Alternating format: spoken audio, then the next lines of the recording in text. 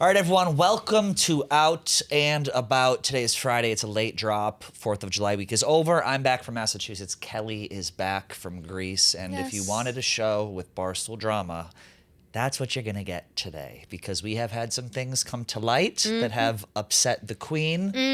We've had some things come to light that have upset everyone here in the Barstool office. So we're going to address that head on. We're going to have Rone come in to explain what he did on... To explain himself. Yeah, to explain himself and to explain... Is what he's going to be doing.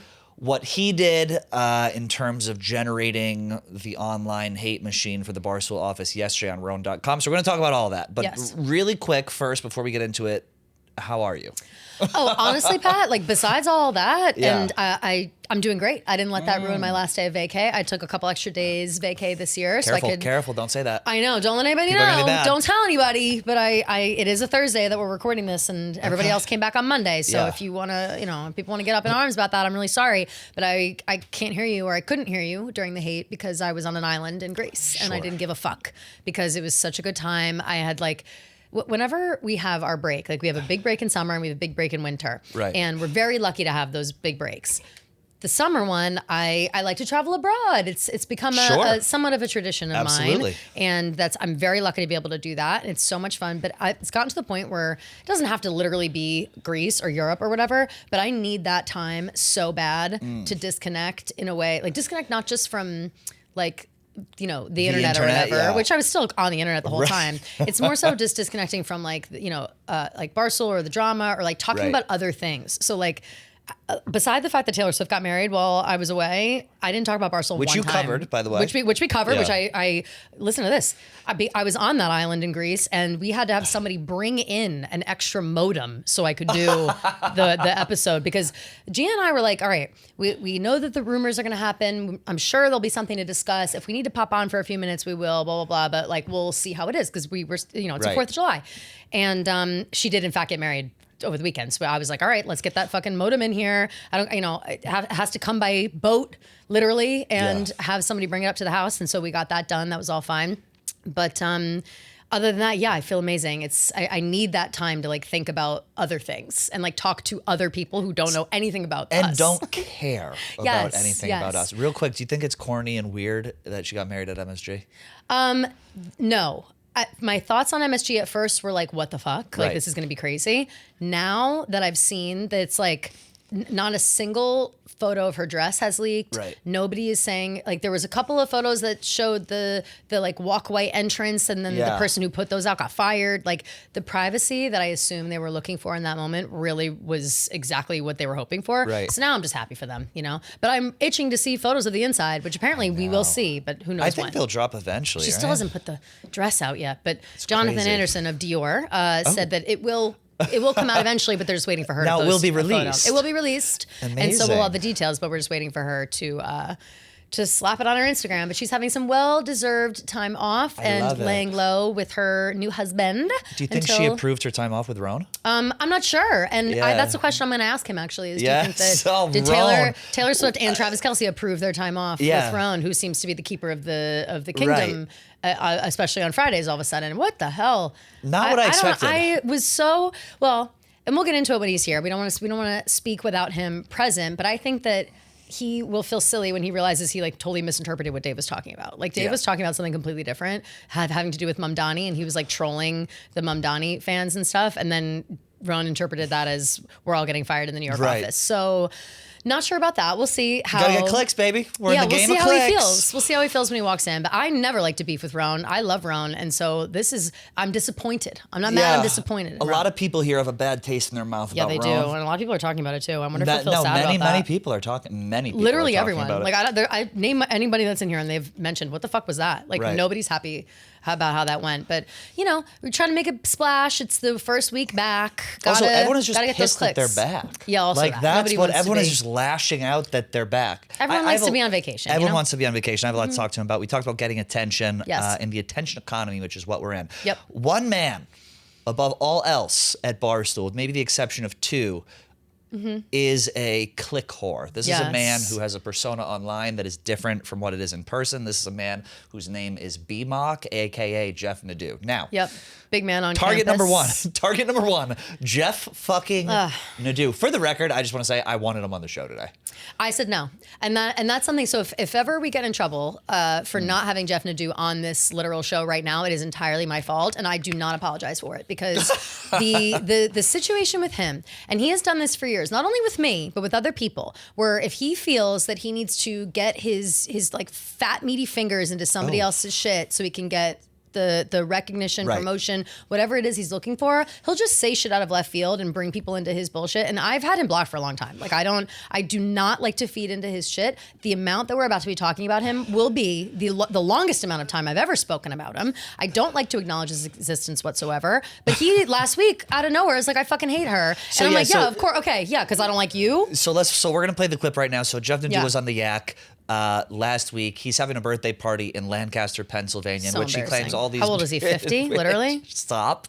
In which he claims all these beautiful women are gonna be there at some fucking like club in Lancaster. I didn't know they had clubs. Out of nowhere, they were talking about who he would want to invite. He said, no one from New York. He goes, I hate Kelly Keegs. I fucking hate Kelly Keegs. And again, like, but this is what he does. Like, he knows the buttons he can press for the trolls, for the incels, for whoever it is that are. He's sending out bat signals so we can get his impressions and his clicks. And I don't like. I've made it very, very fucking clear to everyone at Barstool and everyone on the internet that I don't like to be used as a pawn in your bullshit. But where in did that it? way. Here's what I don't understand. Where did it start for you? The hatred of Nadu. I have never liked his vibe because I think he's like a slimy fucking worm. Like everything he says about women, everything he says about people, the way that he treats people and is under the guise of a joke. I think that he is a genuine bad person. But do you think it's his character that he's playing that's I don't think he's playing a bad person. I think, because you know why I don't think that?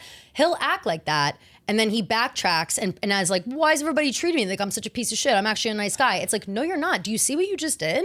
Like, have you heard yourself?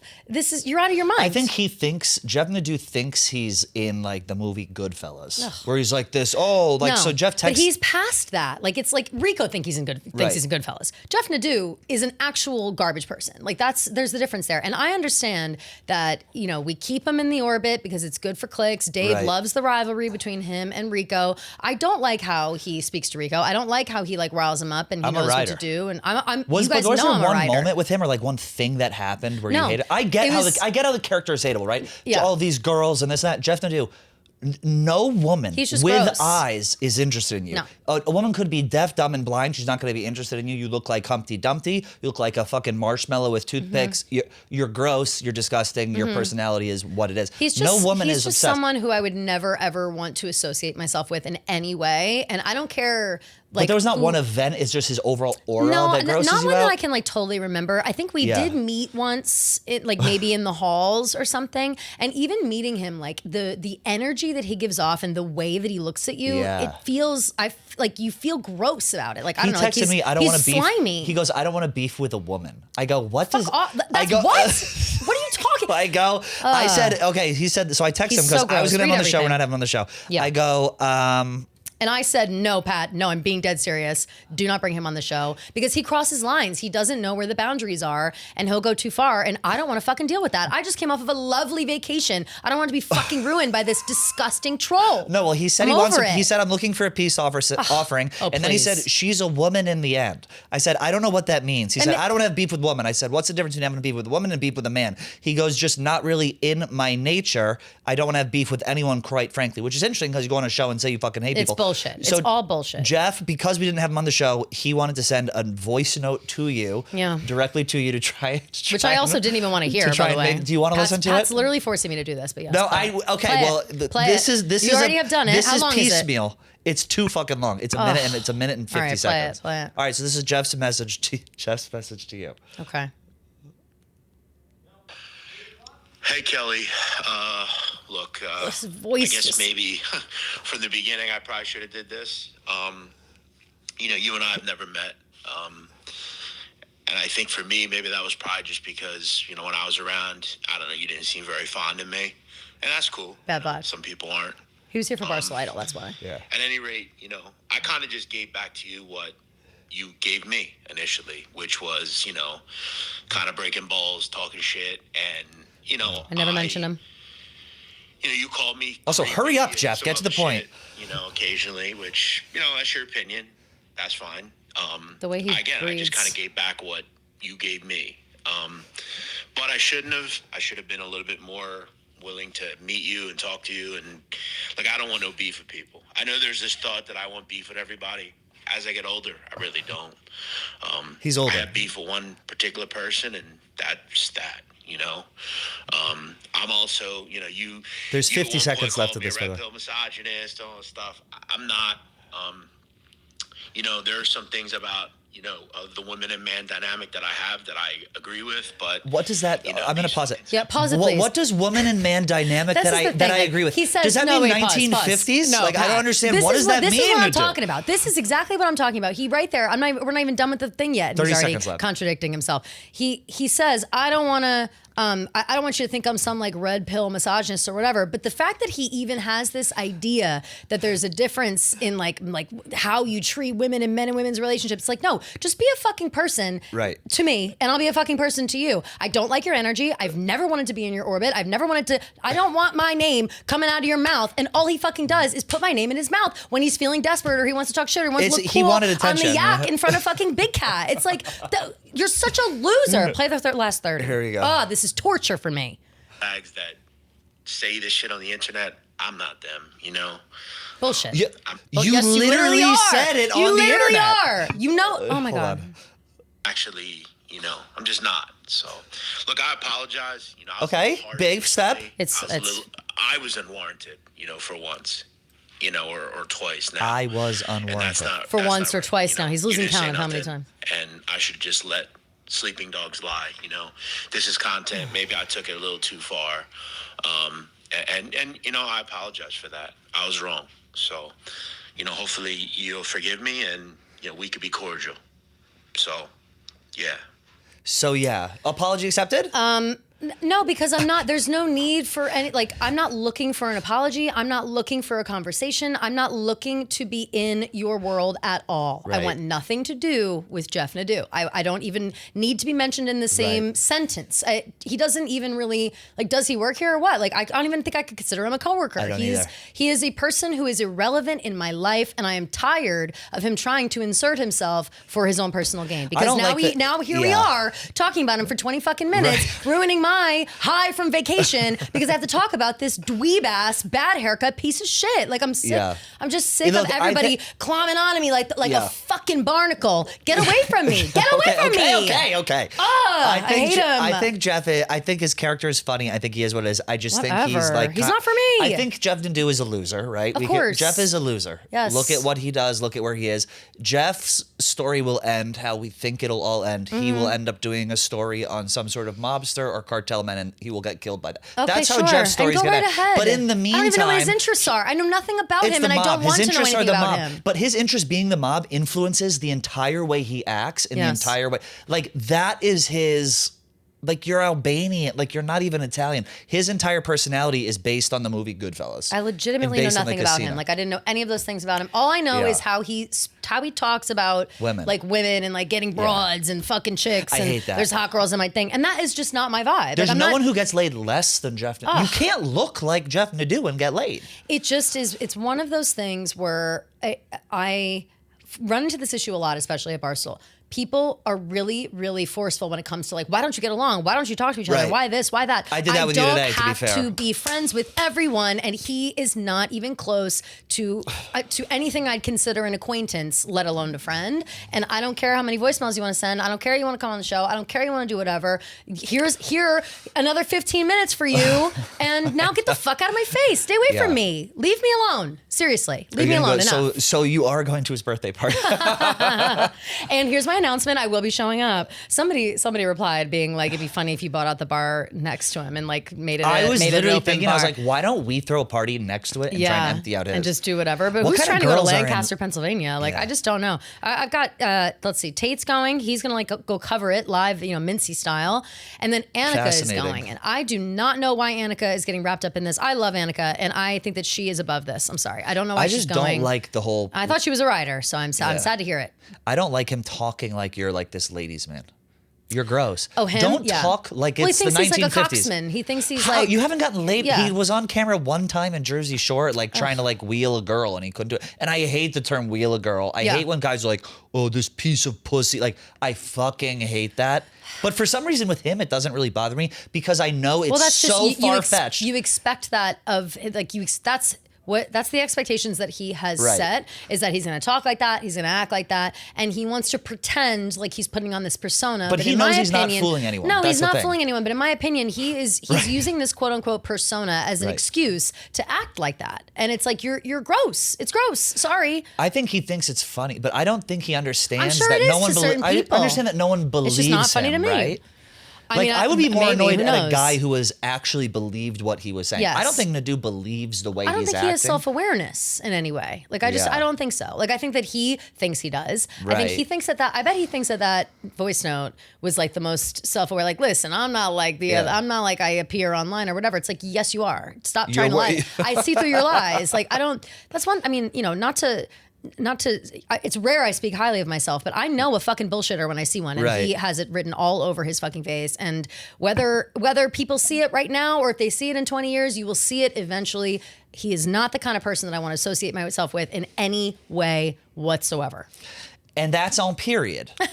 And that's it. Sorry. Glad we got that Get out of the away way. from me. He's blocked for a reason. Like, I don't like him even popping up on my feed. Yeah. Yeah. He has been kind of all over the place lately because his show is coming out. Well, in the fall. what's the thing? Is Men that of happening? Honor, It's which happening? Rico doesn't want to do, I guess. Yeah, of course not. Why would he want to do that? But he like lost a bet for that, right? Like now he's stuck in it. Yeah, I guess. I don't The know. problem is that this conversation has made me over Nadu. In my head, I was like, oh, the Nadu stuff will be great. But the more I talk about it, I'm like, I'm over Nadu. It bothers me because he's not. It put me to sleep almost. No, for sure. It's like, you just. I'm sorry. You know his I brought game. Nadu up. And Now that I thank you think for the about apology. Because now it is. I'm like, I know his game. I know what he wants to do. He wants his word, or he wants his name out there. He wants people to show he like loves this. He's going to listen to all of this, and he'll love it. And then he'll probably say some like fucking off-color shit about me online. Yeah. I won't see it. He's blocked. I'm not going to let it affect my day. He said I'm not invited to his birthday party. I don't care. Like, it's just literally leave me alone. You do not have to speak about me. You don't have to be friends with me. We don't even work together, bro. It's enough.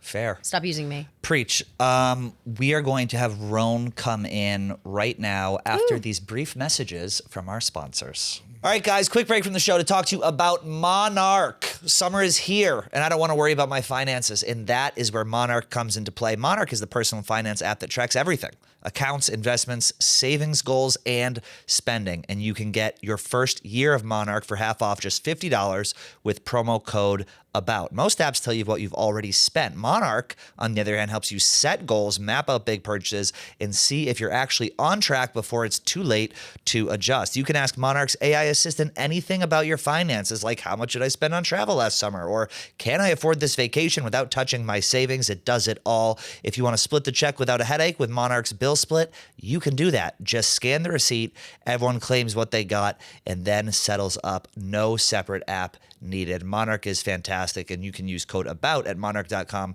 to get your first year of Monarch Core half off at just $50. That's 50% off your first year at monarch.com with code ABOUT.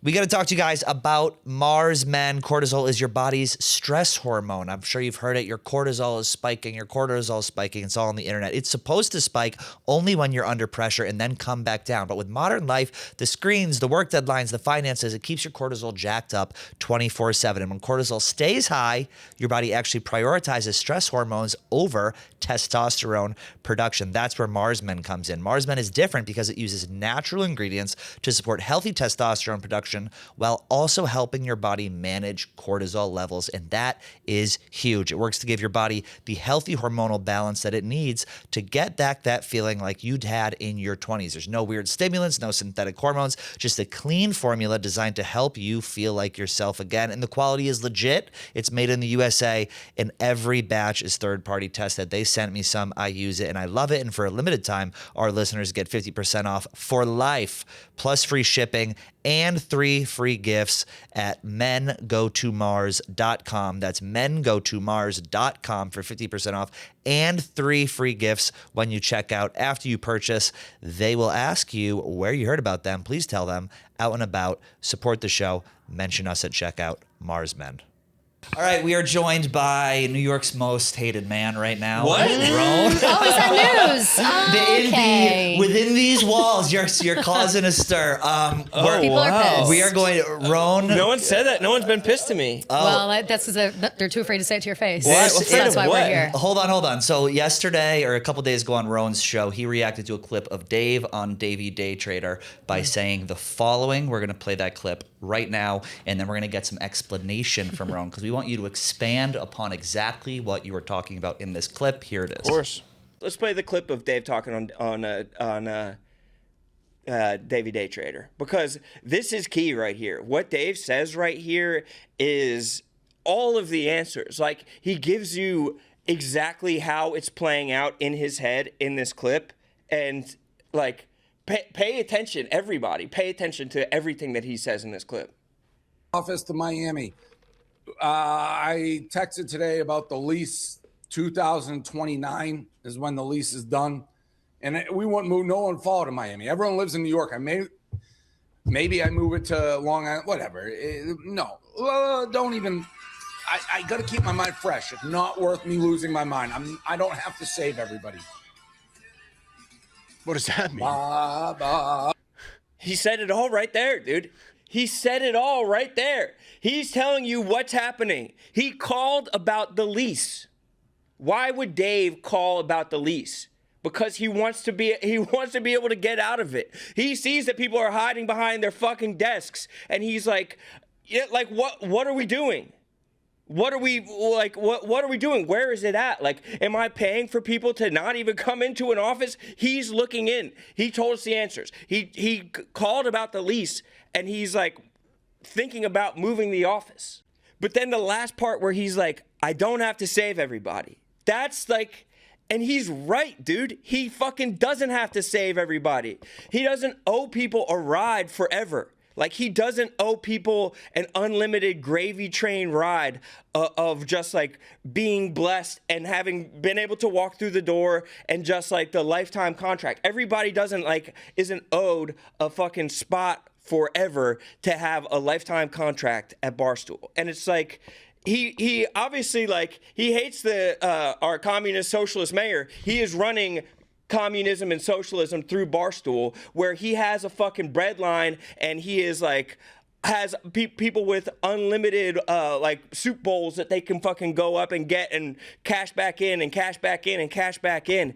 And like, you could tell that weighs on him. And you could tell that despite all of his images to be like, have a hardened exterior, that he is actually like a bit of a softie. Like, and he feels this need to save people. And he feels this need to like keep things afloat, because he's like, well, what would these people do? Like, I've like put these people in these situations, and he like, it's like, you don't need to do that. But also, like, it's a two-way street, and like, he has kept up his side of the bargain. And I think that people are like, oh, fucking Dave, like the fucking boss, like, oh, I deserve a raise, blah, blah, blah. But it's like, he's kept up his side of the bargain. He's paying you.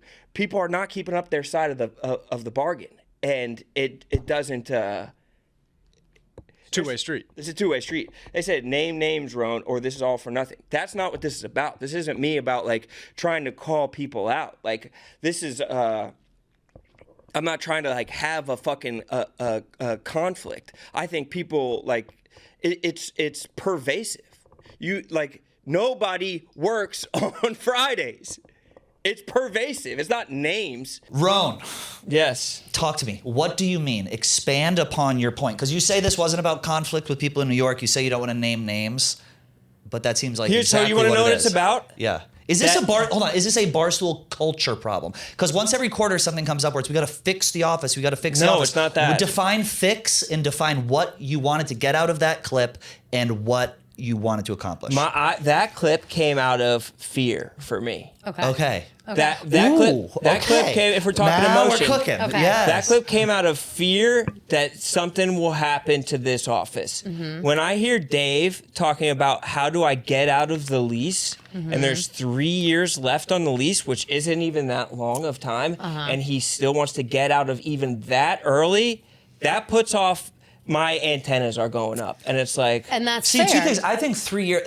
I think 3 years is long, It right? is? I Okay. think marriages fall apart in 3 years. fuck. Children learn to walk in 3 years. It's A lot true. can happen in 3 years. So that's It a lot is down the long, line. But I but think it's yes. important to have context to what Dave was talking about, because you interpreted this, whether it's right or wrong, as Dave being unhappy with the employees in New York and the work output here. What this was more about was Dave wanting to save the office from living under the Mandami regime. Yeah, did you know this that? is according to He was talking Gaz, about, and this is like, according to the context of the full Mamdani. clip. He wasn't talking about us. I mean, who Gaz said that to you? Gaz said in a text, No, personally, he I also think was saying it on the show because the question was like, because he keeps claiming he's going to run for mayor of New York and he's Right. blah, blah, blah, whatever, all that To sell bullshit. books. Yes, right, of course. And so he's saying all that. And then people ask, like, what about the New York office? They're always asking him, like, trolling him, especially on David Day Trader about the New York office. And usually what he says is just like, oh, he like yada yada just pass it and doesn't care anymore. He mentioned, he was like, oh, I don't know, I got to save them. Maybe I'll move that office to, like, he implied, like, either Long Island City or maybe I'll move them down to Miami. I got to get them out of there. I asked about the lease, trying to get them out of there. Like, I think Gaz was, said like, they were. tongue-in-cheek Gaz said they were. talking At, about they were get at them dinner. under his reign. Gaz says they were at dinner and they talked about it was more about Mandami and closing the Barstool and leaving the Barstool office. Moving it from the city itself as opposed to closing it down altogether. Saving people was more about saving people from living under the Ramdami regime. We talked about a lot at dinner. Besides that, he is very aware of who does what in NYC more than people may think. And then he said, that we either way, all- we're we glad know. Rowan said it, because it does. It drives clicks and it's a good thing. Yeah, of course. Can I respond a little Yes, bit to some of yes, that? Absolutely. yes. First off, Gaz is a liar. Okay. Gaz Is he? is a Okay. card-carrying, He's the most No, trustworthy totally. person here. liar. He's going to tell you whatever you want to hear in the moment.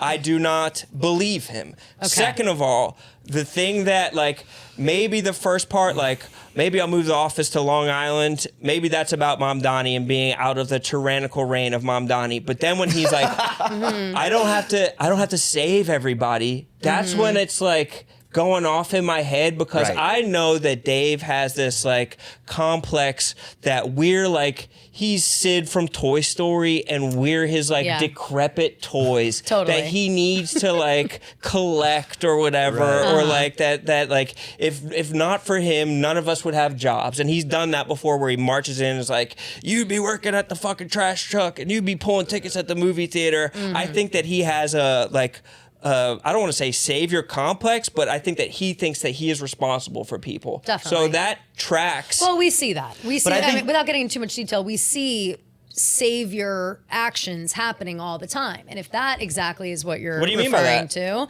well, there are people who go through shit and then they end up on the other side. Right. And we don't have to name names because it's really not important what it is, but it's the fact that Dave does certainly feel responsible for certain reasons. Yes. Whether we know Thank God. all of the reasons Thank or not God. or whatever. Yeah. But the rules like that, I would say and agree, don't apply to everybody. Yes. And I think that the people that it does apply to should thank their lucky fucking stars. And the people that it doesn't, Yes. that's though where I think we get tied up with these conversations of like, you know, come in the office, do this, do that. When people are in the office and people are doing what they're doing, they're trying to find their lanes. They're trying to find, you know, they're up against this tidal wave of Chicago's better than you, and they just want to Totally. do what they want to do. But then when we've got people like you, who's so well respected, everyone's like, Rone is Rone. You know what I right. mean? When you're like, this place, you know, what the fuck is with this place? I'm worried for these people. Dave's not going to save you all. It's like, I don't necessarily think that that's what he's talking about. And that is sad. And I think that makes people so upset. I thought it was what he was talking about. Okay.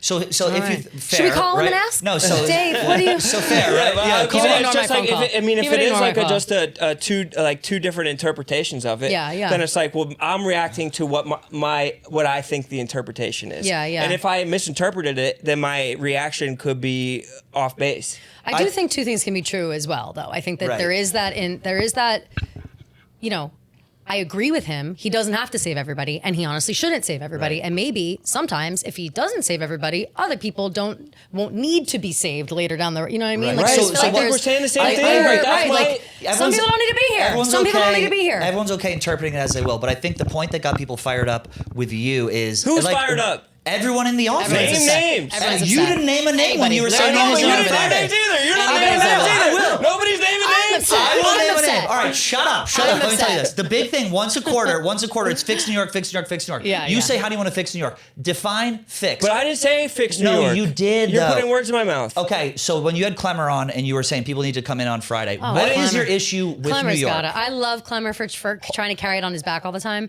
but I feel like sometimes he makes it worse. Yeah, he does. Hold on one second. The whole theme of this entire clip is we need to fix New York. I'm not saying that. All right, though. but you said it's a pervasive problem. What is the pervasive problem? The pervasive problem.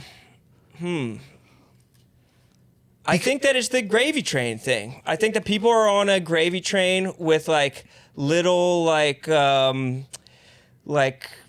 spark to try something because they feel like it's not worth trying. What do you mean? Like to start a new show might not be worth it because it's such a big task to start the show, and then if it fails, it's so embarrassing.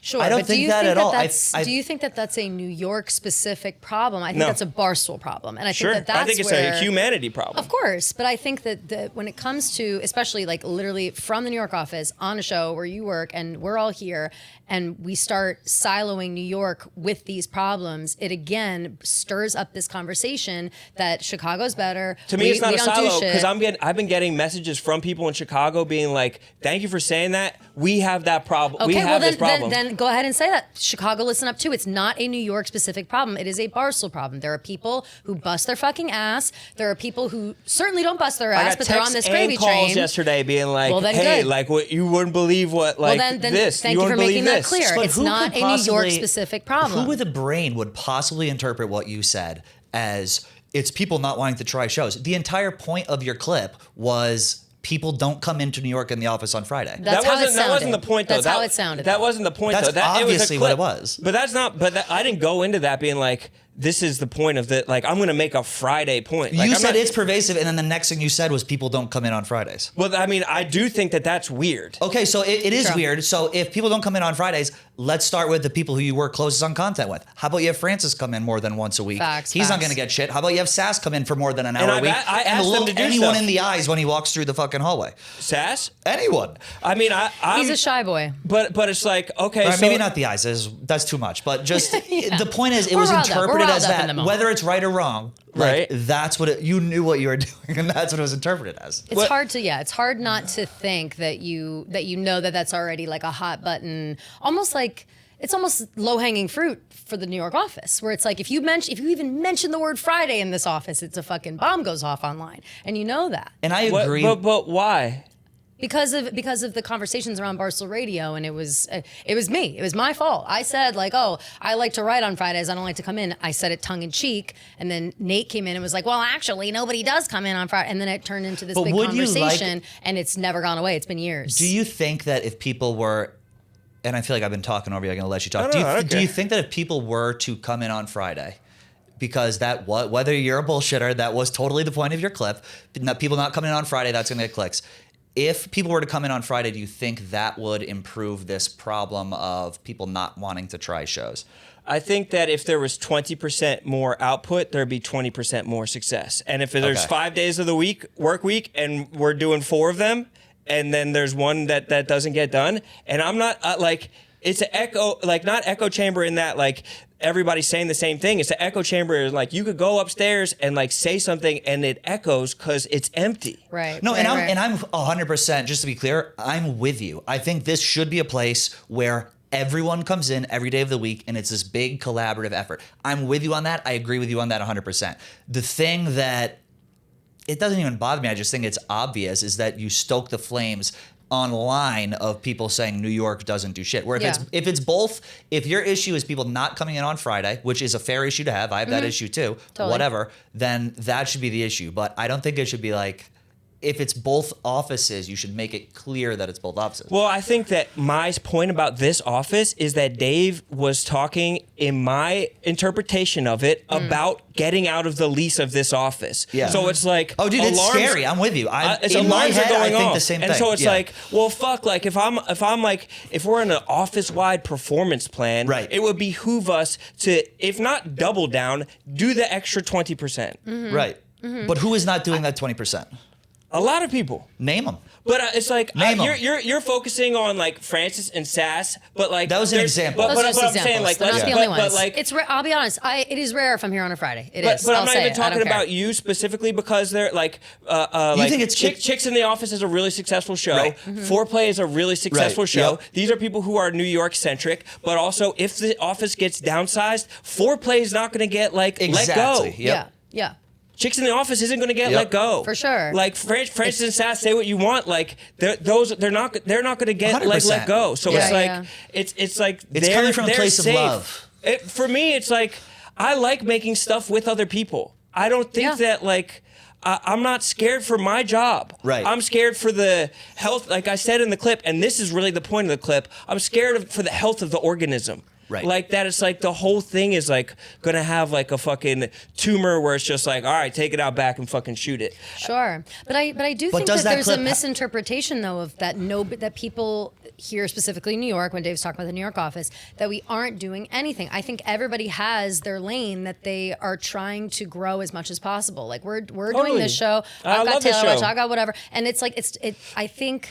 I also gets in the bel- way of Sorry. I think it gets in the way of creativity when people are being watched and it's like almost like you're clocking in and clocking out and you're counting how many minutes are you here? Are you doing this work that you're doing? How many times are you posting a day? How many conversations are you having? Is everyone available? That's another thing. If you want to do something on a Friday, you got to let everybody know to make sure that their schedules are clear. Oh, I'm traveling for XYZ reason. Large, I'm going somewhere for NASCAR. On Totally. this, on that. A lot of people do that shit on Fridays. It's like you can't just expect everyone to be here on a summer Friday every day and not having something else Well, I'm planned. not talking about summer, and I'm also not talking about everybody. And so it's like, Right. say there's 20% of people who have like, today I'm doing a video and like some people are out of town for the week and some people have to let their exterminator in and some people are having stuff with their grandparent. And It's Yeah. like, okay, you're not going to be able to do it. So like maybe that's 20%. So then 20% as a rotating 20% isn't Yeah. here, and then 80% of everybody is still here. But that's not the case. It's like a 10 to 5% of people are here. Think about the amount of people, and I hate again to say this, but it's like think about the amount of people that are left in this office. Like it's really like if you line up all the content when we do a big group event, I'm shocked always at how small it is because I'm like this is Totally. great that we're all Totally. here, but this really is all of us. And I would go as far as to say that I see all of us all the time. It is rare that I'm like, wow, I haven't seen that person in a while. And if not, I'll be like, where have you been? Like, oh, I was in Chicago doing XYZ. Oh, I was somewhere just because that was what was scheduled at that time. But I think the same problem exists in Chicago where I know the people on the Yak and I know the mostly sports guys and I know a couple of other people, but everybody else leaves when the Yak is over and like that's it. And so it's like, what are they doing too? Totally. And how as a collective Barstool company can we take advantage of that because we're not all in the same place anymore. We're split down the middle. There's not 100 people doing a bunch of shit, causing chaos. Spiders not throwing balls around in the office. Like the pressure cooker is not there right now. I agree. So I'm saying are we looking to bring that back? Because otherwise we have to adapt and change. And I think that we're trying to do that now, but they look like they're doing crazy shit because they have the Yak every day. We don't have the pressure cooker, so we're just trying to Tommy's making AI songs all day long. He's writing music all of a sudden over there. You know what I mean? Like there's stuff happening, but it's just not, they got rid of stool scenes. People are behind the scenes. They can't fucking hold a camera up. It's like, okay, why not? Like, what's the problem with that? The question that I have that it all boils down to is you, as well as me, and I think as well a lot of people here are concerned with the health of the organism, like you said. Yes. So my question to you is, what would you do to improve the health of the organism? Well, so these are things that I've tried to do that got rebuffed. One, I tried to do like a New York version of like a Barstool Idol or Yak Idol or Then something why like that. Why didn't we do it? It was I ran it up to Dave and I was rebuffed. Okay. Some new hire. So and then I was like, That's a okay, bummer. if we're not going to be hiring big name people, why not build through the draft? In that, like, let's get like all of Barstool has been built through like intern classes. And Yeah. it's like let's get interns and content interns. And it's like last year's intern class, like I tried to use as many of them in content as possible. Like Mac, I try to use in content. Mm-hmm. Una does content. Like that's building through like growing from within Barstool. Right. And then this year's intern class, we have no content interns. So Yeah. it's like that's something that Which I also tried thought to was do. weird. Why don't we have any content interns? Well, ask Lion, ask Gaz. He's such a piece of shit. Why don't we have any? That is true. Because when I'm they a told us we had I'm no a Gaz content rider. interns. I'm not gonna. Well, no, I love Gaz. Obviously, I love Gaz. But it's like, 'Cause he why tells you don't what we you have wanna any hear. content Yeah. interns? Last year we only Nah, had I one. We had believe him. Ainsley, and Ainsley was in every single video, every single thing. She was here every day. Like it was very fun having her. And Yeah, now but she works was at Betches. nepo, and then she like she wasn't. Ainsley. What do you She mean? went and lived on like a ship for a year after this. No, She it's wasn't called like. Semester at Sea. What do you fucking don't talk about shit you don't know about? I love Ainsley? Ainsley. Yes. But she was never gonna be like. She never wanted to be like No, content. she works at Bitches in content now. She has a Really? job there. Yes, she But what just does she have to graduated. do? You don't fucking know what you're talking about. Regardless, she was our only content intern, and she was game for everything. We did all those. We did the LARPing video. We did the the thing on Governor's Island. Like we had a lot of fun last summer. We did a lot of shit as an office. But now we have no interns this year. An so infusion of life, and that's what I'm saying. And I think that like what I have been advocating for is like that infusion of life and like different types of people to be hired. And I think that then it's like, well, there's no like it's like a head count type of thing. That's Yes. like what always gets thrown. It's like, oh, head count, one in, one out. You know, this person can't get a job until this person gets Well, fired. how and about it's like, people well, start if we're work? not. I worked for free for 5 fucking years, by the way. Yeah. On the side, I was just a freelancer is coming legendary. in and having fun Totally. because these people were my friends. I wanted to be involved. I didn't get paid a single fucking dime until I started working here full time. So maybe we need more people like that who I just want to agree. come in And here I'm with that, and be too. a part of it and grow their thing for free. So you think the health of the organism would improve with new blood, or do you think it's more of a? And it could be cheap blood, but it's just like you have to be like a little bit interesting, and you could be young, and you could be green, or you could have warts. Like it doesn't fucking Yeah. matter. How do we improve it without that? Because you said it's going to be a head count. And this is not me being like disagreeing. I'm just genuinely curious to Yeah. pick your brain because I think we all have a similar underlying concern. Whether or not that clip was about Dave shutting the office for the lack of output here, which it wasn't, or it was Mandami. I think there is this like kind of ticking like in the background clock here. Yeah. So I mean, let's I'm say sure this office is expensive lease wise. Yeah, I'm say sure. we don't hire anyone. Uh-huh. Everyone starts coming in on Friday, whatever. What do we do to change things and improve things within New York with what we got? I mean, I like the idea of having high output. For example, Okay. I'm shooting like 3 videos today that are like collaborative. Like I would still, even though now you hate my guts, I'd still love to do this wine video. I don't hate your think- guts. I know. And we're Yeah, why doing the didn't we wine. do the wine? Well, we were supposed to do the wine thing today, but it was, exactly. you know, I think it's fine. It's like that will get done, and we It will get done. And it's like it's always going to be my goal to do as much collaborative stuff with as many people as possible, even if it's somebody that nobody wants to work with. I've been trying to work with anybody, and I'm pretty sure I've collaborated with everybody at Barstool. Yeah. So I'm going to continue to do that no matter what. And like I think that like different pairings of people is interesting. Like I love that you guys are together now, and also like I know you guys have been trying to grow this brand, and I've gone on that show and like Rone.com and like talked about how much I love this show multiple times. When it's Yeah. like, Well, and that cross promo is important. and Yeah. that will always like no one's clipping that and like talking about it. You know what I mean? Like I could say that 5 times, and then I could be like, hey, like let's bust our ass a little bit, and that will be 5 times louder than this. Like people, sure. it's not like interesting to people. yes.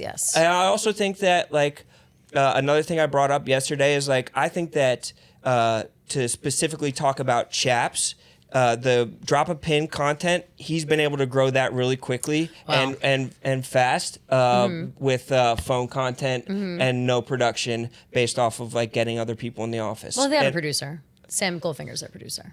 well, I think that he shoots the videos on his phone. Yes, but I don't know if he edits the video. Regardless, it doesn't. But Yes, I'm saying those videos do well. low, like 1, Low 2, lift, 3 low lift cameras, content. Low lift, as yeah. opposed to 1, 2, 3 cameras, like a single phone video. I think Yeah. that kind of stuff and finding interesting ways to do that kind of stuff could make it. Could make like certain brands or verticals pop off, and we've seen Gooch doing it, and now Nick Hamilton's starting to do Yeah. it. So I think people are trying to do that. Definitely. But it's also that's like in a young stage, and so like I think people are seeing the success of that, and they're trying to do it with their brands. Absolutely. So I guess all I can hear now is you saying stuff like people are trying things and slowly they're starting to take off and slowly they're doing well. So that's why I hate when now the conversation of like nobody works, nobody does this, nobody comes in, nobody cares gets stirred up again, or at least that's how it's interpreted. And it does get interpreted that way out there. And I think that like it's bad for morale when we start talking like this. And I think that there is, at least from my perspective, I am not someone who does well when I'm told, pick yourself up and fucking do this. You're doing a shit job. That's a bad. I think not everybody works well under that kind of pressure. No, people don't like to be scolded. I've said that to my therapist. And I think, and it's like, I get that some people will be motivated by that. Be like, you know what? I'm going to show them. But at least personally, I'm at the point where I'll show them enough times where I'm so fucking tired that I just really would like to do something that I think is interesting, that I'm passionate about, and hopefully find the other people that are passionate about it too. And I think a lot of people get to that point and they try really hard and they do their best, and then eventually it does do well. Like Chaps with this travel stuff, he's been wanting to do that forever, and now it's going well. It's not something that incites hate. It's not something that you have to force out of people. It's nice, but when we're talking about start this thing, this controversial, back and forth conversations, pressure cooker type stuff, I think that in this office specifically, we're past the everyday of that. Does that make sense? It makes sense. My thought process with what I was doing is I was seeing how it felt dire to me, the way that Dave was talking. And I know that you guys are so convinced that Gaz is telling you guys the truth. By the way, where is he? No, but I saw it. Where is he? Great question. He's at Dave's house. Exactly. But, and he's the one who's in charge. And it's if you ask him to do something, he's the one that could tell you no. And if you're looking for a yes, he has to kick it up to Dave. So is he in charge? No, definitely not. But I'm seeing what I'm interpreting as something that is dire from Dave, the way that he's saying that, I'm still interpreting it that way. And so I'm labeling it and being like, hey, this might not be clocking to everybody, but in my estimation, this is what he's saying, and I'm trying to sound the alarm. And that's my intent, and my intent isn't trampling people's feelings, and my intent isn't to batter people or make people feel worn down, but I feel like it's different coming from me, who is a very positive person, as opposed to I think people are drawing an obvious parallel to when Tate came in here. But Tate came in, I think, trying to be like you guys don't do shit. And I'm coming in as somebody who is in the trench with everybody, who is very positive, but being hey, this sounds like alarm bells to me. Are we all hearing the alarm bells? You also said, you were alarm bells go off, and then you were I'm not worried about my job though. That was kind of... That's how you said it. Yes. And but that's you being hey, listen, I'm sounding this alarm for you guys. That made you sound it sounded like I'm up here. I'm going to now sound this alarm because I'm worried about all of you. It felt a little ivory tower. I don't expect it from you, Rone. And I like to do collaborative content. And totally. the way that it seems that it's if this office gets shut down, I won't get to do that anymore. Course. So I'm not going to lose my job, but I'm going to lose something I like to do. That's what I'm worried about. But I can see how it came ivory tower. Totally. When people are constantly worried in that way, which we are. The New York office, listen, we're scared. But if we people are afraid that this shit's going to shut down. I don't think people are scared. I think people are fed up with having to deal with this fucking New York doesn't do this. New York doesn't do this. That conversation has seeped so deep in that I think about it all the time. I think about it constantly. It's once a quarter. It gets brought up. Yes. I think it's healthy. That's healthy for the organism. Yeah. If it's brought up in a way that doesn't make people want to fucking kill themselves. But I also think too that it's the culture of the Barstool office in this office is different than it used to be. And as soon as we can all just admit that and move on to what we want to do and create it, like you're doing, you sent out an email yesterday. Totally. Hey, I'm doing these 3 videos tomorrow. Here are the times. If you're available, let me know. That's great. But now you're filming all day. You're busy. People are in and out. Incredible. Love it. But those are the kind of things, yes, I would like to see more of that. I want to see more planning. I fucking love a plan. I love a schedule. I love to be at a place at a time with something to do. That's the best. I think if you come in here and you just are showing up and hoping for something to happen, it's not going to happen because that's not who's what? Somebody's going to set off a bomb in the middle of the office and let's anymore? Be clear, I think there are people these people are old, honestly, in this office. But people are married. Even so, I think, to be clear, people do that in both offices. At any job. Oh, no, they do. But again, in Chicago, and nobody notices it because the yak is there and they do hijinks for 2 hours and then everybody plays basketball and goes home. That's literally, you know what I mean? But it is the same exact thing. Remove the yak and it's the exact same experience, I think, in both ways. And I also want to be clear, too, that and I don't want to speak for you, but I think we all feel the same way. Everyone here cares very deeply about this company. Very. I think everyone cares very deeply about the health of the organism. I've said 1,000 times. I care about the people. I care about everyone else and how they feel because you can see when people get really discouraged. And I think that we forget that, Barstool's made on chaos, but ultimately we're all really creative people. And when you stomp on creative people, they can't be creative. And I know that Dave is the exception and Big Cat's the exception. Those guys are machines. Why did you take it as stomping? It's just because it feels like salt in the wound. I took it as feels like stoking, not hey, stomping. let's Actually, pick the scab of something that's starting to heal. That's kind of what I felt. But I don't feel like it's healing. You don't feel like it's healing. Yeah, I feel like if it's like based off what Dave is saying or whatever, Sparky, Jesus Christ. Oh my God, how many times is he gonna call you? Enough. Happy birthday, Sparky, but it's like yeah, enough. yeah. It's the middle of the day. Right. 2:08 p.m. Literally. But how would you have like liked me to convey what you know to be my message? I think if you would have said, "Listen, You're a lawyer. I think the context of the Mamdani thing is important. I think that's important for that conversation because it's not like Dave just brought up asking about the lease and closing the office. Like that I think is how the clip made it look. I didn't watch the top to bottom on the actual show, but the clip made it look like you thought Dave said, I checked out the lease, we're stuck for 3 more years and whatever, and that is how you interpret it as like I'm closing the office. I think if the conversation started turning into like, all right, we've got at least 3 more years in this New York office before Dave has to make some kind of decision whether or not to extend, downsize, or make us all remote here. I think those are kind of the options first before we start worrying about like losing our jobs. And I think that is also how he looks at it. Nobody hates firing somebody like Dave Portnoy, you know. And if he has to, it's not like the people that are in this office get paid enough that we can suddenly keep. He's going to fire everyone in content here and all of a sudden we can afford the rent on this place. Like, that's not enough. People here don't get paid enough for that. I know I don't get paid enough for that. So it wouldn't be a drop in the bucket if I got fired to be like, oh, well, then maybe we can afford 1 more round of Monday bagels. Like, that's literally, you know what I mean? I'm not saying that in a bad way. I'm just saying that's just how things are. The highest paid people, you're right, don't have to worry about these things. But I don't think he's nickel and diming the people over something like downsizing out of an office, which, yes, would be annoying because then we don't have a place to come to record and whatever, and we have to do everything on Zoom. Those things are possible. But I think that those scenarios are more likely before him wiping out an entire office of content people and having us all scared of that happening and hoping that will motivate us to work harder, when in reality, it's like, oh, I got 3 years writings on the wall, I better start looking somewhere else. Like, you don't want people to do that either. My concern is that the 3 years is that he's trying to make the 3 years into a shorter time window. And so for me, that introduced urgency. Sure. And I was trying to convey a shared message of urgency. Sure. And my intent was. Do you know more? Did he text you? Did he like? Dave do you didn't know? text me. No. Okay. Was he like, you're right? And, no. I'm saying and Dave I am didn't closing this text me. office down. Okay. Dave did. I haven't spoken with Dave. I don't know if this came across his desk or not. Yeah, I don't know either. I kind of hope not, but yeah, it will now. Dave and I were texting about it. He actually called me and told me that we're all fired. But my intent is not to trample. And I do care about your feelings, and I care about the feelings of the people in the office. I also received a lot of texts from people in New York saying, thank you for saying that. Interesting. And so I know that... I'm Upstairs really, or downstairs? No, you're not saying any of your guys' names. Fucking Nate was pissed. Nate whatever. is habitually none of the girls liked it. All the girls were like, damn, Rone, we didn't think of it like that.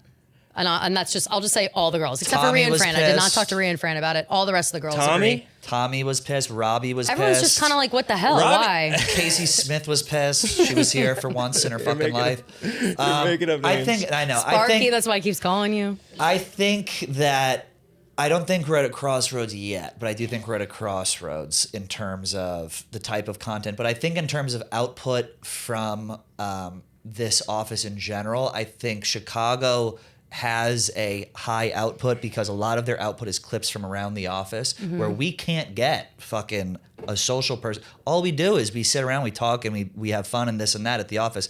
I think no if one's we had listening someone, to any of it. I go, Robbie's saying, how would you get up and would you film us on your phone? He goes, nothing happens. Yeah, that's what he said. That's what we were told. Nothing happens. That's why they don't film us. Problem with output that would give the content that people want is if things were filmed around the office. I think maybe that would help things a little. We're having I mean, how much you've been there. We just gossip in that corner all day long. We don't have to be like gossiping about stuff that can't go online. Like, we can have debates and conversations all the time, and we do. But if the office were more full more often, wouldn't that feel like it'd be more of a things for Robbie to film? But also, there are 10 content people who work here. Yeah. Also, I feel like they still do happen all the time. Also, we just came back from a week-long break. I feel like we're forgetting that, like, what just happened in the last 6 months. Like, I thought we were having a really good year.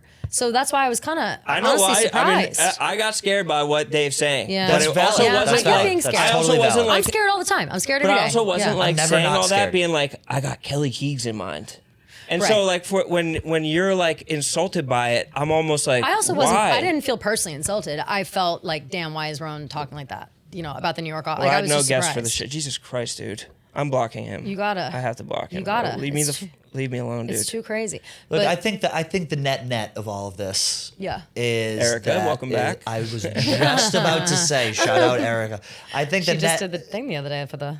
net of all of it is, the way I perceive it is, there are Chicago has a certain type of content that they put out that appears to be more collaborative because there are more people in the office. That's part of it. And there's also, they have someone filming constantly on a phone, whereas New York, they're individual, very successful brands. There, you guys, a Son of a Boy Dad, there's Chicks, there's Brianna, there's, I guess, technically Foreplay, there's all these things. So I think it's tough when people, not that this is an excuse, I'm just speaking objectively. People I think will it's, take everything it's that we've tough said as an when excuse, and people that's have- frustrating too. Like everything that we've said to Rone, it'll be like, we love Rone, and sorry, I keep interrupting you. No, but no, that you're is- That good. is really what's going to happen. Like everything that we've just said I'm will not fall on deaf ears and won't matter. But that's Well, they what's- also don't know that I like to come in here and like have a show with you guys where we argue. Yeah. Like that's like For sure. I want to have a back and forth. and I feel like having that's, back and that's forth good too. for like content. This is Absolutely the it clip is, you but did was that's- this was great for you. Yeah, like this is conversation's once great. a quarter. But This is literally I big do brain. hope that people sift through their biases and get past the idea that we don't want to work or we don't want to come in or something like that. Like that is not true.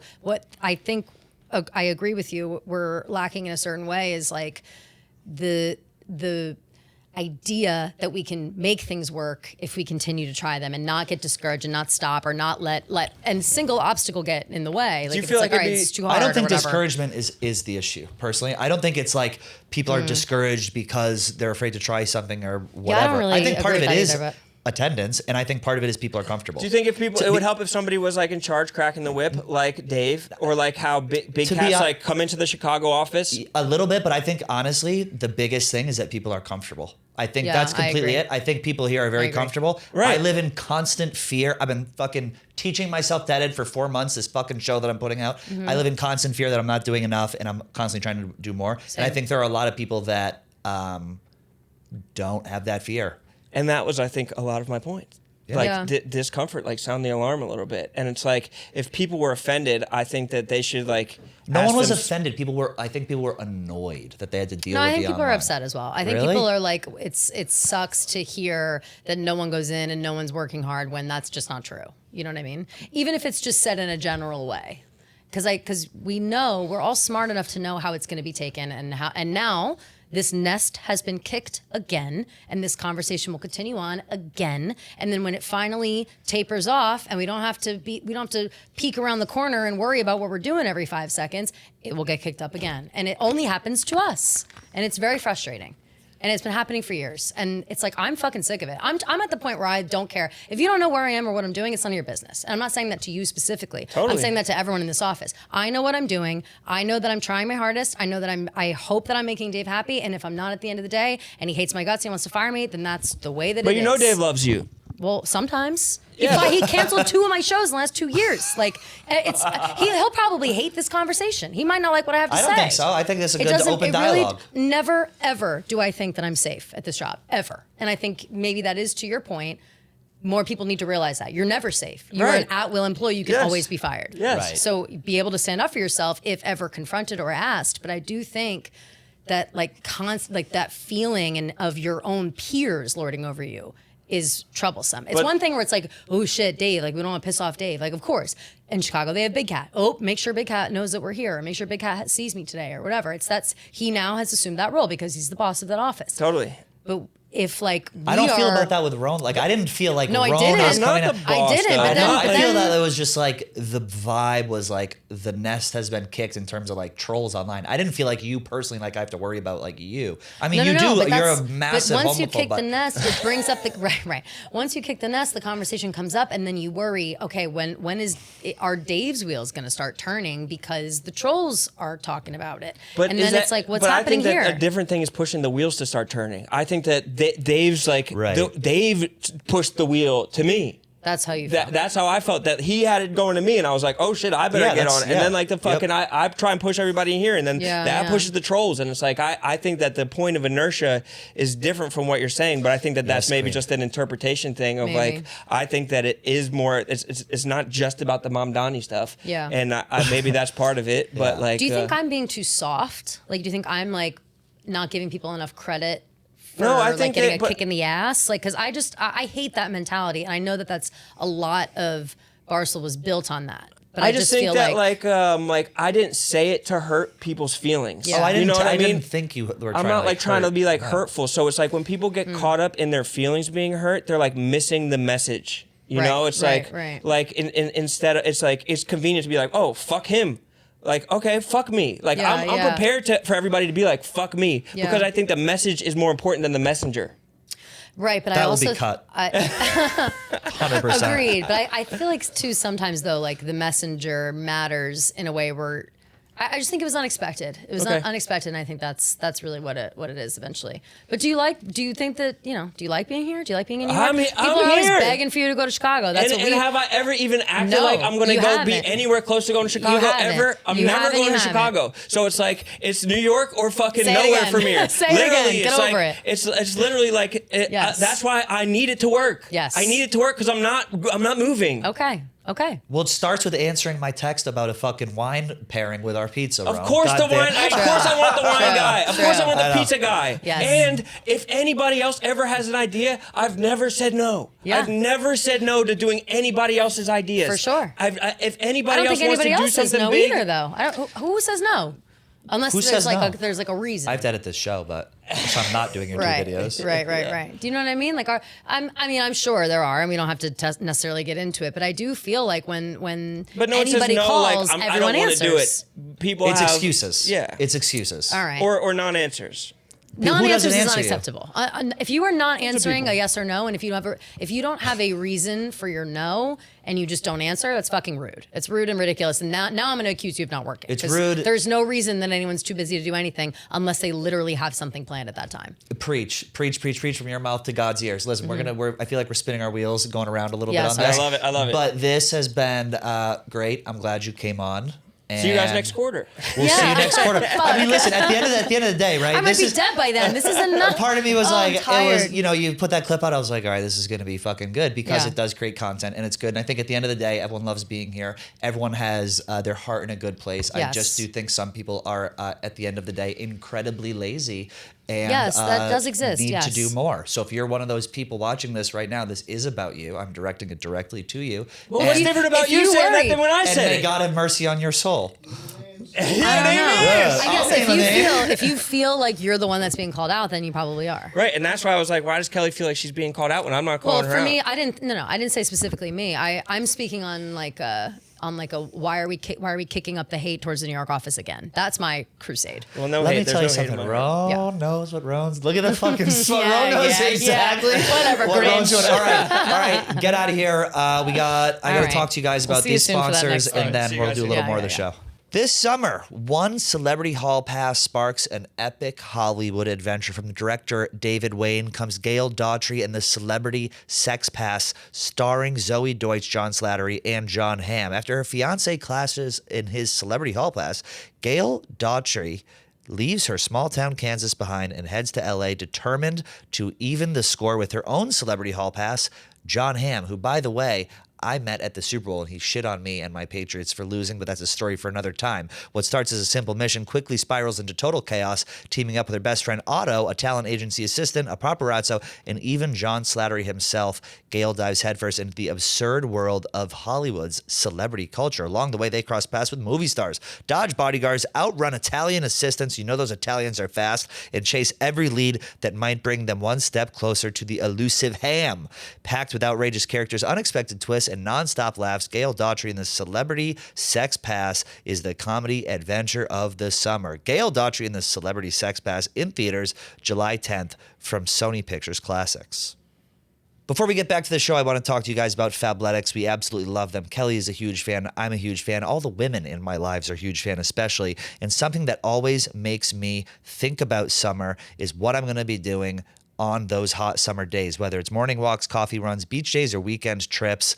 That's what I think about, and I think about what I'm going to wear. And when the summer hits, I always realize I don't have clothes that can keep up with everything I want to do. But buying a whole new summer wardrobe can get expensive really fast. So when I signed up as a new VIP at Fabletics, I got 70 to 80% off everything. It made it so easy to grab multiple matching sets, biker shorts, tanks, lounge pieces for summer without overthinking it and without breaking the bank. It's got that premium feel activewear you'd expect from higher end brands, but without the price tag. It's soft, it's breathable, and it's actually built to last. We love Fabletics. I'm sure you guys will too if you don't already have them. And what I've been loving most is how easy the pieces are to wear throughout the day. I can throw on a matching set for a workout. Kelly can throw on a matching set. I like to switch it up. And it's good for errands, lunch, travel plans, and just feeling put together overall. Because when you dress good, you feel good. When you feel good, you look good. And when you look good, you feel good. You get what I'm trying to say. Check out Fabletics. Shop now at fabletics.com/outandAbout to get 70 to 80% off everything when you sign up as a new VIP. Take a quick style quiz and be sure to select Out and About when prompted to unlock this offer. This is a limited time offer, so don't wait. Again, that's fabletics.com/outandAbout for 70 to 80% off everything as a new VIP. Fabletics. Now back to the show. All right. Well, that was lovely. Oh my God, I'm tired. I'm tired from the. Listen, I hate coming back from a vacation and having to have hard conversations with everybody around us. I actually thought that was a good combo though, and I hope people interpret it as such. Right.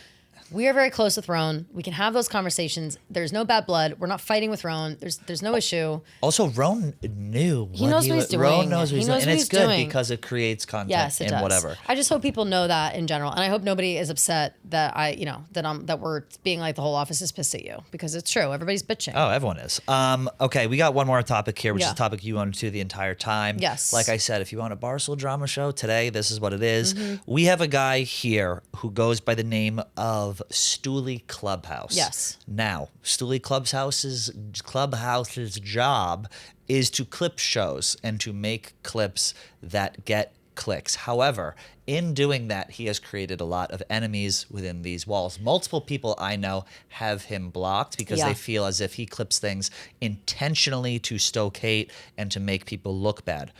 Francis had said that was Which part is of true, the by reason. the way. It is true. And I have proof of that, so we'll show that. I'll read you that in a second. Francis has said that's part of the reason he deleted Twitter. He had him blocked. Rone has him blocked. Multiple people have him blocked. I understand where he's coming from when he does his job. However, I do believe that there are times that he acts as an internet troll without the best interest of the people in the office at heart. Now, you have had beef with him for a long time, and your beef kicked up yesterday when he tweeted the following at you. He tweeted the following, quote, tweeting Rone's conversation Talking about the Dave. New York office. Yeah, do you have the actual tweet? Let's see. Yeah, I think so. I think I sent it to you. But wait, before we read that tweet, I want to say about Neal, which is his actual name. I have the tweet whenever you're done with this. Okay, perfect. So same. So for those who have been around Barstool for a really long time, there used to be an account called Deke Zucker. And he was an independent person of Barstool, did not work here. It was not paid by him, at least at first. I think ultimately they ended up coming on and multiple people were assuming that persona and working under the guise of like an anonymous person. Part of the bit with Deke Zucker was that they would clip things that were intentionally out of context to stir up controversy. And it was almost used as a verb, like you got Deke Zuckered on that. Like this happened to you because it was whatever. Stoolie's Clubhouse does the exact same thing. Deke Zucker doesn't exist anymore, or at least they started by doing the exact same thing. I also believe Neal, the guy who runs that account, didn't actually work at Barstool at first. He was just like a fan, and I assume, was doing these clips and doing this stuff out of context to create controversy and whatever in an effort to get a job at Barstool, right? Am I right about that? Is that what happened? Yeah, I agree with all of it, except not going. all of the clips that he clipped were out of context. Oh yes, sorry. It's Yes. He doesn't exist to do that. Correct. But the traction, the tweets that gain the most traction, the clips that gain the most traction are the ones that stir up some sort of controversy. And I think now at this point, Stoolie's Clubhouse, Neal, has like eclipsed is the right word, eclipsed the Deke Zucker of it all. And he has become the person who, yes, there are show clips that go out and they are there to stir up drama and they're there to bring light to it. Like he clips our show all the time. And we are thankful for those moments when it's good for us and whatever. But there are other times where he will go out of his way to intentionally put out clips that are out of context, knowing that it will gain traction. And again, he's still doing his job, but there's a level of, you can feel that he's not just doing it for like, he's not Gaz. He's not just doing it because he's like, oh, this will be good clicks. He's doing it because he has personal like feelings behind it. And I had suspected this for a long time. There are other people in the company like Francis. I think Brandon Walker also hates him. Like there's a few people who feel like he lets his own emotions get in the way of whatever content he's putting out there. And my suspicions were confirmed by a text that he sent you several months ago, which I am going to read out loud. But what were you going to read the setup first with the tweets, and then I'll tell you exactly what this motherfucker is up to, because I'm sick of it, and I really am. So the tweet that triggered you into bringing all this back up again is the Rone thing that we just talked about, him talking about Davey Day Trader on Rone.com. This guy, Stoolie Clubhouse, had quote tweeted it and said there's a lot of successful brand/shows that operate out of New York office, but it definitely seems to be a lack of Barstool culture that it once had, the Barstool New York office. When was the last time we got a phone clip from the office? Ask fucking the social team Ask that. them, right. I would love to see them bring back Barstool Radio, exclamation point, exclamation point, exclamation point, even if it's just one day a week to start. Now, you sent me that and you went off and you said you're going to expose him and you want to kill him. Why and what are you going to expose? I said enough because, number one, the Barstool Radio thing, that was not our choice. Dave canceled that show because Tate was trying to spread a narrative about me specifically, that I was a lazy person, not a good worker, someone who doesn't care about anything, someone who's like on our high horse, who's like doesn't care about the fans. Like it was just this onslaught of hate that made no fucking sense. And I wasn't going to, like we talked about earlier with this guy Jeff Nadu, let him use me to step on me to get ahead. Which is exactly what happened. Tate has a job here. And now, and by the way, completely has changed his tune. We've discussed it. He doesn't like to do that kind of content anymore. It's not really his favorite thing. He, I wouldn't go as far as to say he'd admit what he did was wrong, but he certainly doesn't want that to be his reputation anymore. So, yeah, but he did. He stepped on me to get ahead and it worked. And that's that. I'm sick of that conversation coming up and acting like I did something wrong in that moment. I did not want slander on my own fucking show. So I didn't want to talk about it in that day. Dave got upset because we weren't addressing Barstool drama. I understand his point of view, but he canceled it that day on a whim. He just canceled it. Said, all right, we were hosts for 2.5 weeks, cancel the fucking show. So, all right, fine. Don't be like, oh, loved him to bring back Barstool Radio, even if it's one day a week to start, as if we like didn't want to be doing it. That's incorrect information. And the thing with this guy is that he just, he thinks about what will stir up the most controversy. He knows that the Barstool Radio conversation is a touchy one. He knows that the New York office conversation is a touchy one. And he intentionally says these things to stir up this drama. He's under the guise of sharing clips for work. Now, a couple of months back, when the hockey team drama was going on, the U.S. men's hockey team accepted a phone call from Trump in the locker room. Dave called me because I was tweeting that they were assholes for that, because they all laughed at the women's team's expense. Ultimately, I was proven right because all those girls followed me and liked everything I said. So again, I wasn't speaking out of my ass, whatever. Dave called me that day. It was a snow day in New York City. We were all at home. The office was shut down. In fact, this was if you look up those dates, it was between February 22nd and 24th, 2026. A powerful, historic, and deadly blizzard was going on. So we were at home. And clips were going out from not only our show, because we had been talking about it, but also clips from when Dave called me on the phone for 5 minutes to like confront me about how I was talking shit about the men's hockey team, whatever, blah, blah, blah. You had asked Neal not to clip anything from our show and to please wait until we had the episode out and could put our clips out ourselves. Because this is another thing he'll do, is like eclipse the show's clips for the views himself, which I think is also annoying.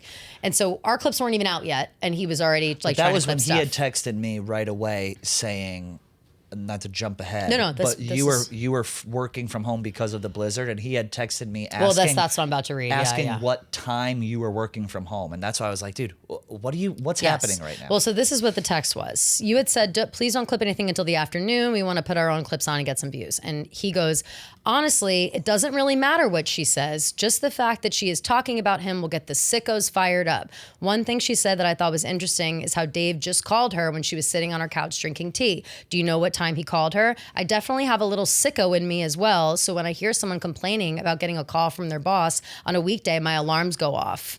So he's trying to now find a reason to stir up that conversation and paint me as someone who's like lazy and at home because he knows that that's going to generate clicks. And again, he could have asked me this. He could have DM'd me and said, hey, were you at home? Or like in a funny way, in a wink way, or a ha-ha, tongue in cheek, because he knows that for years now, I have been getting shit because I said I like to write at home on Fridays sometimes. Like, it's ridiculous. He did compliment saying that I laid out my argument okay with Dave. So that's like the second half of this conversation. No need to read it. You had said it was a good episode. I don't think you should be stoking flames about whether or not she's at work with all that shit she went through with Tate. That would be a major scumbag move. You're better than that. Out of respect for us, can you not bring it up? Blah, blah, blah. All people do, people do work from home, blah, blah, blah. But also, it was a blizzard. That's why I was home. Like that was the only reason why the office was closed. Is that he said, I'm a sicko too. And that's what upset you. And he's like, I hear you. You say, I appreciate it. And then he goes, also her saying she hates the boys is juicy. Just kind of giving you the heads up about what the Minifans are going to jump all over from this episode. And then you're like, I already have that clipped, whatever. So that was a great clip, remember? I hate the boys. Yes, it was a good clip. Yeah. But here is the point I'm trying to make, is that when there are clips going out that are pointedly magnetic to hate, it's calculated. And I don't think that enough people understand that that's what's going on. There is intentional rage bait happening by people who are paid by Barstool about the people that work at Barstool. And that is a side of this company that I really don't like. I understand that it generates clicks and views and stuff, but I'm a serious, constant punching bag for that kind of behavior. So when this guy is saying this kind of shit again, and he's trying to stir it up again, and he's gonna use his own personal agenda because he's a self-proclaimed sicko himself. He wants to see me suffer. Sicko he means wants troll. to see, yeah. yes, he wants to see me, get hate. He wants to see how much he can generate and how he can maximize it in the biggest possible way. That makes me sick. And I need people to know that that's happening. And I understand that it happens, and everybody knows that it happens. Nobody ever talks about it. We joke about it. People think we're bullshitting about it. This man is paid by this company to do exactly that, and he's trying to look for avenues to make me look worse, to make me get more hate. So fuck him. Honestly, fuck him forever. I think you're valid. I think it's ridiculous. I think you're valid in hating this guy. I understand totally get that's that. what he gets paid for, and I understand that. Yeah, I understand it's the views and the clicks, and that's paramount and whatever. But it makes you think over the last 2.5, 3 years that I've just been getting absolutely dumped on. A lot of it is orchestrated on purpose, and it's upsetting. And not for nothing, they're lucky I'm not some little prissy bitch who's like gonna run off and jump off a fucking cliff. You know what I'm saying? Like I think that I've been through a lot in terms of online hate in different ways, and I think that I handle it as well as I can. I've got my weak moments. I've got my strong moments. I think you've handled it tremendously well. I think there was a time when all the Tate stuff happened that it was very difficult for you. Really rightfully hard. So, that was to a handle. really hard thing to go through. Honestly. But I think like the scab has formed, Yeah, and now you're for a sure. little bit hard. It's a Your scar armor is now. a little thicker. The scar is deep. But even with that hockey stuff, I was getting hate for weeks and weeks. People were like, people found my phone number, people found my address. Oh my God. It expanded past Barstool. And I just don't think that when this guy is literally at his house foaming at the fucking mouth, waiting for me to get as much hate as possible, he's thinking about the fact that people are finding out where I live and threatening my life. Okay? So it's like enough already with this shit. I don't care how funny you think it is. I don't care that this is you're so siloed in your world that you can't see the big picture. But it's like I and a lot of other people here are real fucking people with real lives and real friends and real families. And it gets to a point sometimes when you don't know the fucking line that it's frustrating. And I'm not saying that this specific instance where like bringing up the New York office or whatever is gonna set all that off again. I just hate when he chimes the fuck in with his own personal agenda, which is exactly what he's doing. And he knows he's guilty because he's tweeting at somebody being like, haha, I don't think what their promo is about me because I'm a nobody. He's texting you the same exact thing. He's panicking, worrying about what we're going to say about him and how he's going to be exposed in whatever way. And maybe people won't care about this level of exposure, but him being like, I'm a sicko too, and I want to make this worse, tells me that he's planning on hurting people further than they need to be hurt for the sake of clicks and for the sake of views. It's fair. It's a fair argument. I think this week was, I think. And I just fucking hate his guts. I never met him. I've never seen him. I don't know him. We love hate here. I don't know him. Thrive on hate. We love hate. I think that this is kind of a perfect storm of some conversations being brought up that get brought up once fucking quarter. The New York thing being one of them. And if you hate Neely, that's fine. You can hate Neely. I think I've had text conversations with him.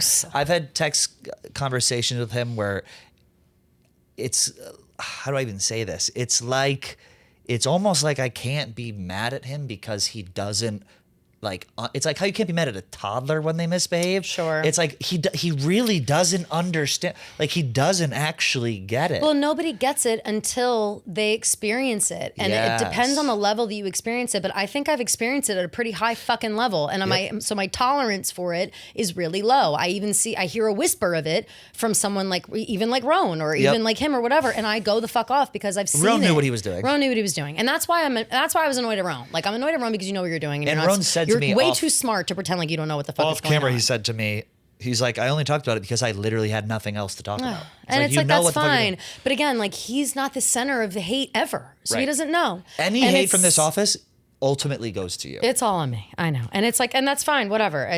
I've certainly hardened a lot more over the past couple of years from it.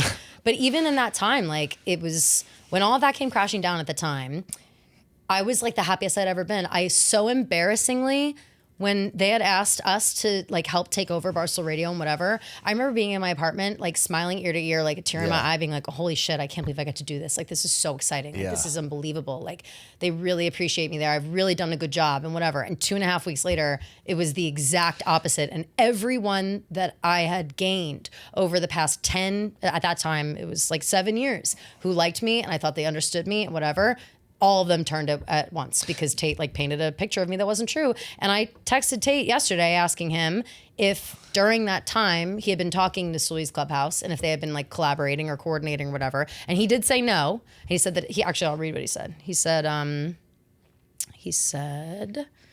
collaborating hate is crazy. I said, maybe something you don't want to discuss, and I don't need specifics, but during that Barstool Radio cancellation period, were you friendly / chatting with Stoolie's Clubhouse Neal outside of Twitter? He said, no, I had never met him or spoken to him. Did something happen? He's also playing dumb. What do you think? I'm stupid?